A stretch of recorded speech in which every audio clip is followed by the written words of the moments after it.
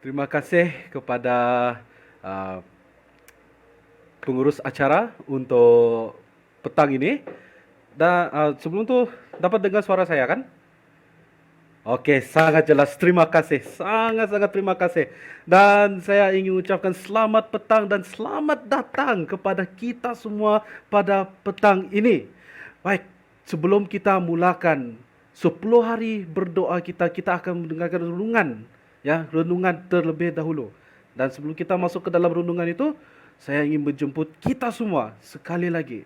Marilah kita tunduk kepala dan kita berdoa. Mari kita berdoa. Tuhan yang bertakhta di kerajaan surga, terima kasih ya Tuhan, oleh kerana petang ini Engkau sangat baik ya Tuhan. Oleh kerana Engkau telah memberikan kami waktu ini untuk berdoa. Dan sekarang ini kami akan mendengarkan renungan singkat untuk membangunkan kerohanian kami masing-masing. Tuhan, kami sangat bersyukur oleh kerana kami menyembah Engkau pagi, siang, dan malam. Terima kasih Tuhan oleh kerana Engkau telah mendengarkan doa kami ini. Kami serahkan ini dalam nama Tuhan Yesus Kristus, Juru Selamat kami. Amin. Baik, izinkan saya sebentar untuk share screen saya. Oke, baik. Pada petang ini adalah malam yang kedua untuk 10 hari berdoa. Recording in progress.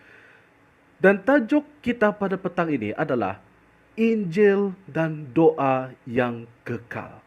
Injil dan doa yang kekal. Ini adalah sebuah pemberian ataupun pemberitahuan yang sangat penting untuk kita. Saya ingin tanyakan kepada kita semua dan kita boleh jawab dalam diri kita masing-masing. Kalau kita pergi ke keluar dan kita memberitahukan berita Injil ataupun berita baik kepada kawan kita ataupun jiran kita, kita tanya seperti ini saja. Tahu siapa itu Yesus?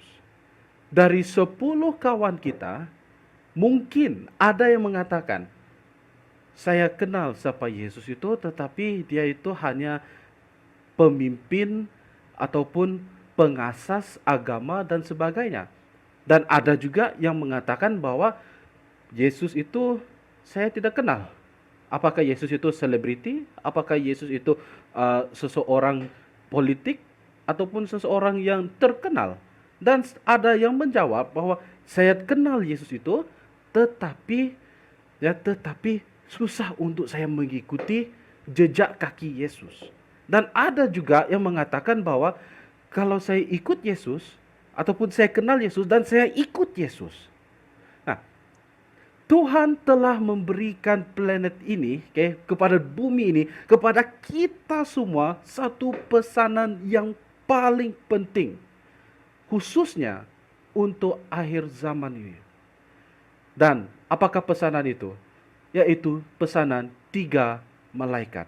Dan kita dapat lihat itu di dalam buku Wahyu 14 ayat 6 hingga 12. Dan pesanan-pesanan ini sangat penting untuk kita semua, dan ini adalah sebuah pemberitahuan kepada semua orang. Tidak kira datang dari latar belakang mana, datang dari keluarga mana, datang dari suku mana, kaum apa, tidak peduli. Semua harus menerima pesan 3 malaikat ini. Jadi tugas kita sekarang ini di zaman modern ini, kita dipanggil, semua kita dipanggil untuk memberitahukan ataupun menyebarkan Injil 3 malaikat ini.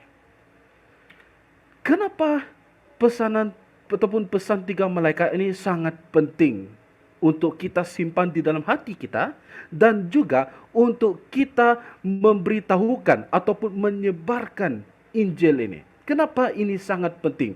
Apa yang kita harus tahu? Ada 3 poin yang kita harus lihat di dalam pesan 3 malaikat ini.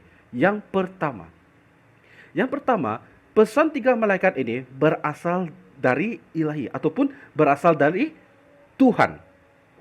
Ia datang langsung dari takhta Tuhan. Bukannya dibuat oleh Yohanes, bukan dibuat oleh Paulus, bukan dibuat oleh para rasul. Tidak. Pesan 3 malaikat ini datang dari Tuhan. Bukannya dari para rasul yang ada pada waktu itu. Bukan.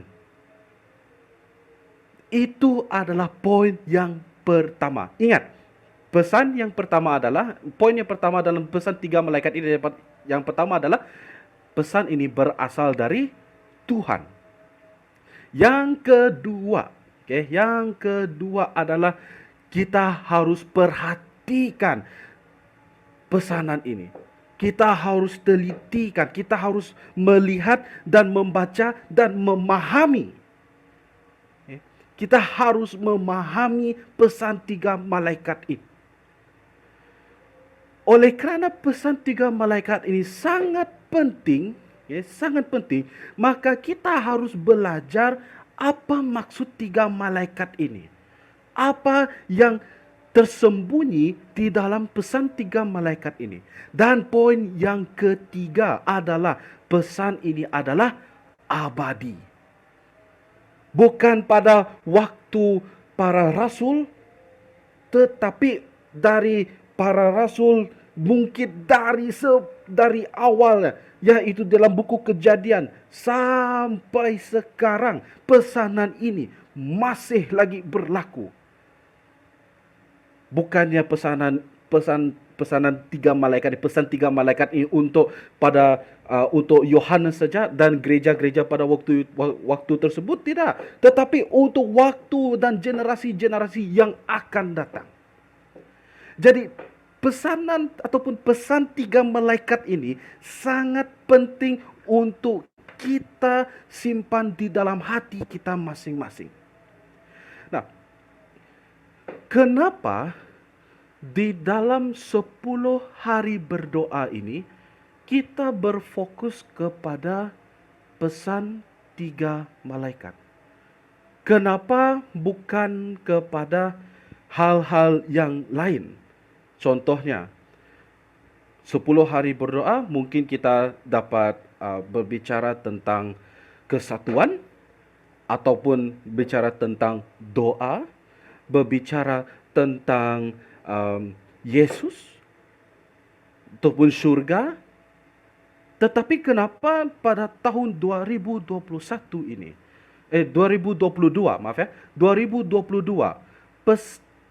tema untuk 10 hari berdoa ini adalah pesan 3 malaikat. Kenapa?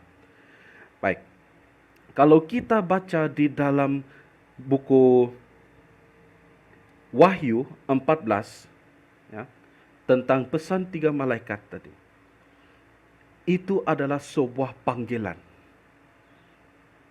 Panggilan untuk apa? Selain daripada menginjil, menyebarkan firman Tuhan, ada satu panggilan yang sangat penting untuk kita. Dan panggilan itu adalah panggilan untuk kita bangun semua. Bangun dari tidur kita. Tidur apa? Tidur secara rohani. Betul, kita sekarang ini banyak yang sudah penat. Melayani Tuhan itu memang penat. Memang betul-betul penat. Oleh kerana kita menggunakan tenaga kita, kita bertungkus lumus melakukan semua pekerjaan Tuhan. Memang begitu penat.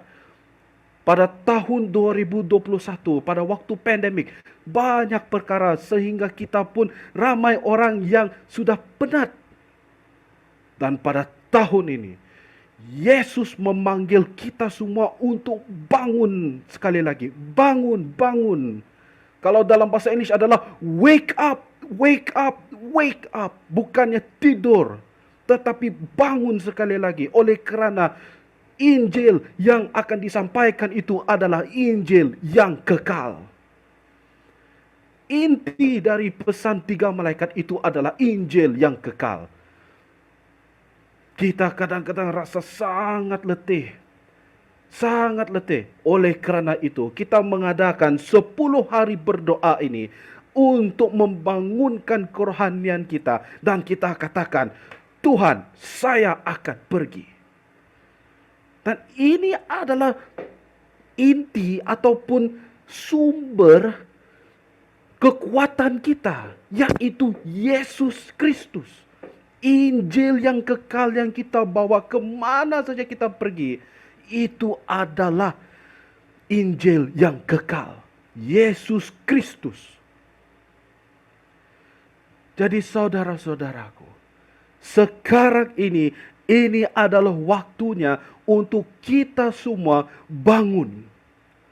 Bukan lagi tidur, bermalas-malasan, bukan. Tetapi bangun. Apabila kita sudah bangun dan kita katakan, Yesus, saya di sini. Gunakanlah saya untuk melayani orang lain.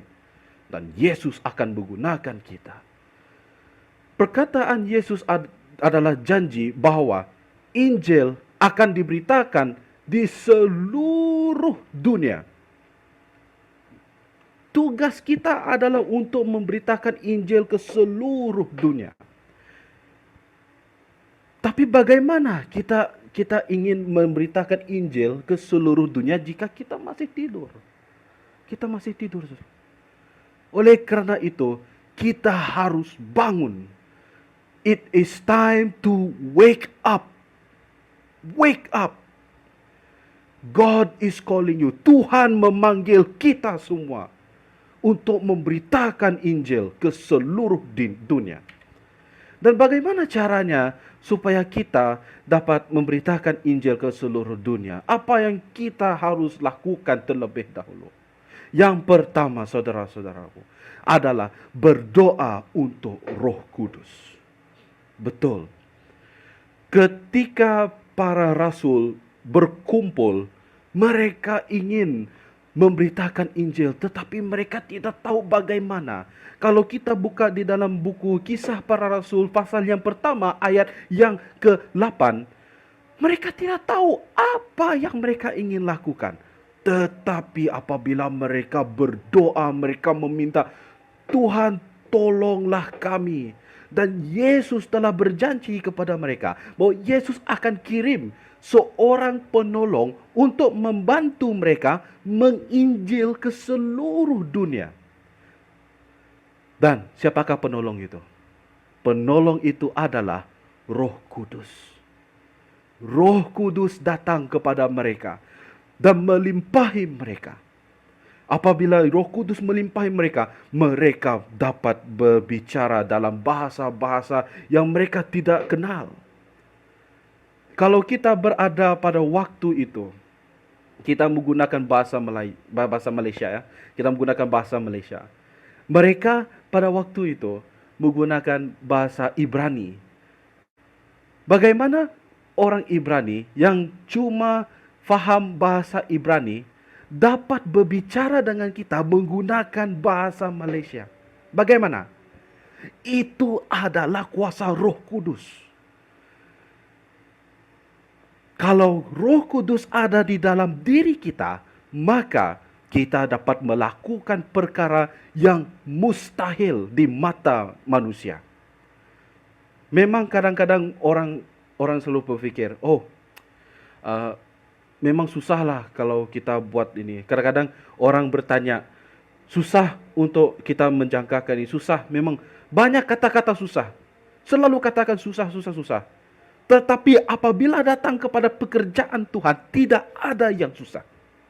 Di dalam Lukas pasal yang pertama ayat 37, bagi Tuhan tidak ada yang mustahil. Maka dengan itu, kalau Roh Kudus ada di dalam diri kita, maka pekerjaan apapun yang kita lakukan untuk penginjilan, semuanya tidak mustahil. Tuhan berjalan dengan kita. Itu adalah poin yang kedua. Berjalan bersama dengan Yesus setiap hari, bukan hanya pada satu hari, bukan hanya 2 hari, bukan hanya dalam 10 hari ini, waktu selama program 10 hari berdoa ini kita berjalan bersama dengan Yesus, tetapi setiap hari sepanjang masa, sepanjang hayat kita.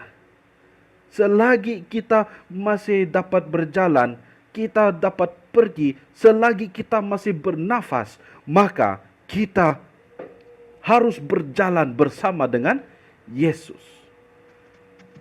Dan apabila kita berjalan bersama dengan Yesus, apa-apa pencobaan, pergumulan, masalah-masalah yang kita hadapi, semuanya akan diselesaikan.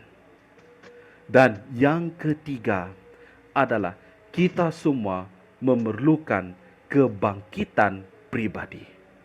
Personal revival. Kita perlu kebangkitan rohani kita. Bagaimana kita dapat membangunkan rohani kita setiap hari?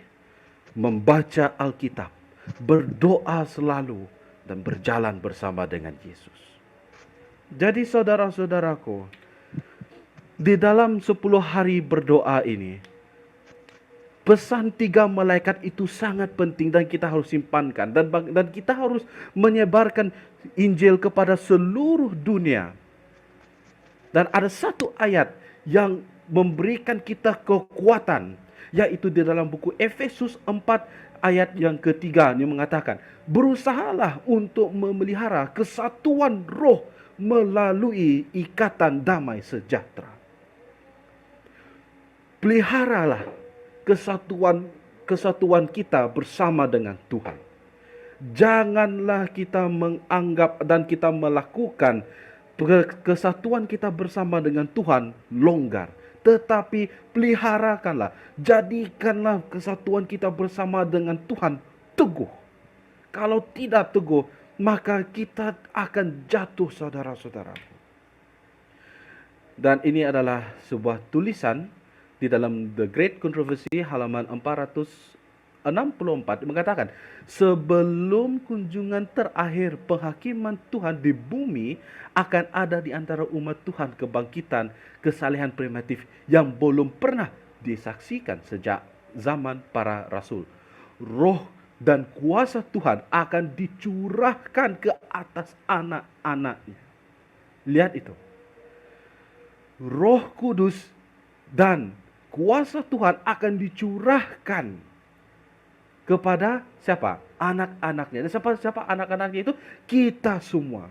Dan pada saat itu banyak orang akan memisahkan diri mereka dari gereja-gereja di mana kasih dunia ini telah menggantikan kasih kepada Tuhan dan firman-Nya.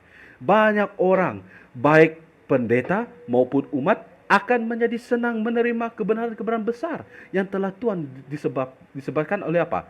Diberitakan pada saat ini untuk mempersiapkan sesuatu umat bagi kedatangan Tuhan yang kedua kalinya.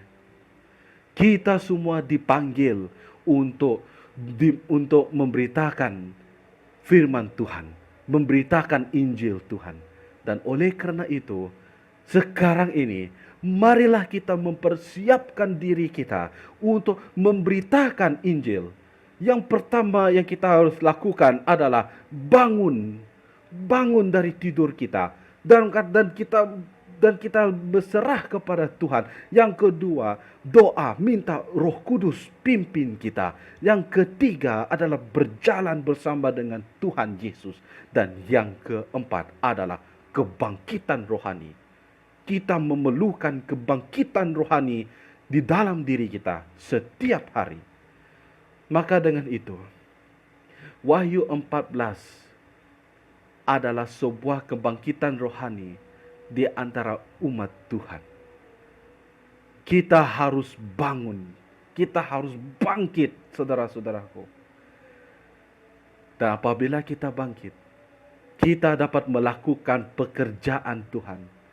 Kita dapat menyelesaikan pekerjaan Tuhan di dunia ini, yaitu memberitakan Injil ke seluruh dunia. Jadi saudara-saudaraku yang kukasihi dalam Yesus Kristus, marilah kita bangkitkan kerohanian kita bersama dengan Tuhan dan memberitakan Injil ke seluruh dunia. Selamat petang dan Tuhan berkati kita semua.